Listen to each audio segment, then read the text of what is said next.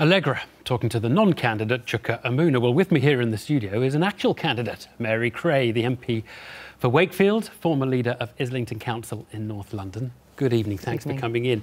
Look, the other night you were asked on a radio programme what the difference was between you and Liz Kendall.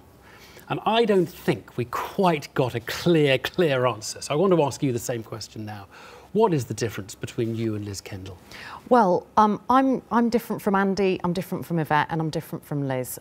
The main difference I have from all three candidates is that I call myself bootstrap Labour. I worked my way up through the Labour Party, started off as a ward secretary, was a local councillor for 7 years, backbencher for 5 years, and I've held 3 fairly big jobs in the shadow cabinet, both standing up to the government when they were trying to sell off England's forests, but also standing up to the supermarkets when they were trying to sell us horse meat. So I think I'm quite distinct in that I've had that very detailed grassroots experience, and I've also lived and worked abroad, and I've also actually worked with small businesses for 9 years in an enterprise agency and at Cranfield School of Management, where I helped MBAs and businesses to grow. So I've got a very different life experience. Very, very different.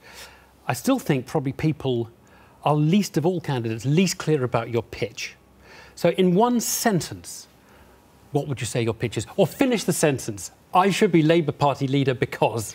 I believe economic competence, hope and compassion can go hand in hand, and I want to make sure Britain wins the race to the top on skills, on jobs and on prosperity. Right.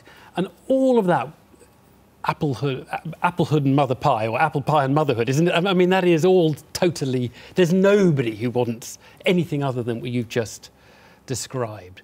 So let's drill down a bit, because I know that you've said you want the country with the highest wages wins the global race. I'm quoting you almost to the word. Explain what you mean by that and what implication that has. Well, I spent a lot of time in transport thinking very deeply about high speed too, and I heard all the arguments from the places that perceived they were going to win and perceived they were going to lose. But in talking to the businesses that run our transport sector, I realised there's some great jobs in the transport sector, and that we needed to train up and skill our young people to take those jobs. Otherwise, we're going to have to keep importing people in to do those jobs. And if we didn't have a proper system for planning these big infrastructure projects, then those people would go abroad and they'd drill tunnels in Spain or Switzerland and they'd be earning £60,000, £80,000 a year. So I want our public services to plan for training. We keep bringing in doctors, nurses and teachers. And I also want to have a plan for infrastructure, for housing, for the education and skills we need. And I'm very clear that the jobs that my kids are going to do have not yet been invented. And if we don't have an education system that sticks with people throughout their lives, and teaches them, then we're going to fall behind. I hear what you're saying, but you know, that old song, Concrete and the Clay, we need the concrete and the clear in this leadership election, don't we? And we... And in a sort of a language that we can all understand, relates to specific policies. Well, Labour is the party of work. We're the party of working people. But these are slogans. These aren't policies, are they? I mean, let me ask you, do you believe in free schools? It's not about believing in them. Okay, they exist. Right. Are you happy that they exist? Would you happy I'm not let them happy expand? that children in my constituency in Wakefield have been taught in classes of more than 30 students. I'm not happy that they're travelling more than 3 miles to school. So should there be more free schools or no? not? You asked me about a policy, so let me answer the question. It's not about more or less. It's about correctly planning what the country needs so that every child gets the best chance. But I don't understand. I'm sorry, I really don't understand whether you support free schools or not. I support allowing schools to have more freedoms, and our academy programme... But free schools, though, it's a very specific programme the government has. Liz Kendall said she supports it. Do you support it? We were very clear at the last election that the free schools that already existed would be allowed to continue. It's absurd to shut down a school, although there are clear problems with some of them in terms of a quarter of them are not doing well in their Ofsted inspections. You keep them, but you wouldn't open anymore. No, that's right, because what we're seeing is a shortage of school places across the country so we've for got those rising fives. I'm sorry to stop you. I just want to be 100% clear. You'll keep the ones we've got. There won't be any more. Absolutely. If you're leader of the Labour Party and you win the election. What about free trade? If we can buy something more cheaply from a Chinese factory and it means shutting down a British factory, are you glad that we can buy it more cheaply from overseas, or does that bother you? Would you like, if you could, to find some way of thwarting that free trade? I don't want to thwart free trade, but as the Shadow International Development Secretary, I've also looked at how big companies do business in China. Look, big companies, big manufacturing has lifted hundreds of millions of people out of poverty in China, in Bangladesh, in India.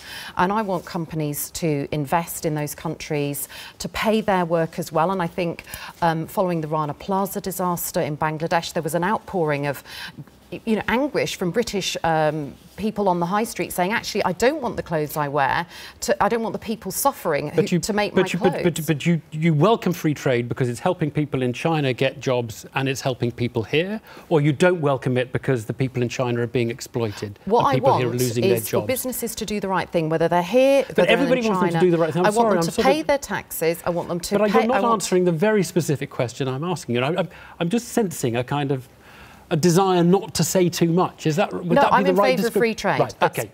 And us being part of the EU is being part of a trading bloc of 500 million people. Last one. I think you've said words to this effect. You need to speak to those who are better off and those who haven't been hurt by the welfare cuts of the current government, the last government. We need to say something that speaks to their lives. I think this is just sort of Southern Conservatives, really, the more affluent South. What do you want to say to those people that speaks to their lives? I want to rebuild the progressive coalition that won us 3 general elections. That means talking to Green voters, that means talking to Liberal Democrats, and it means talking to Conservatives. And now it means talking to SNP and UKIP voters as well.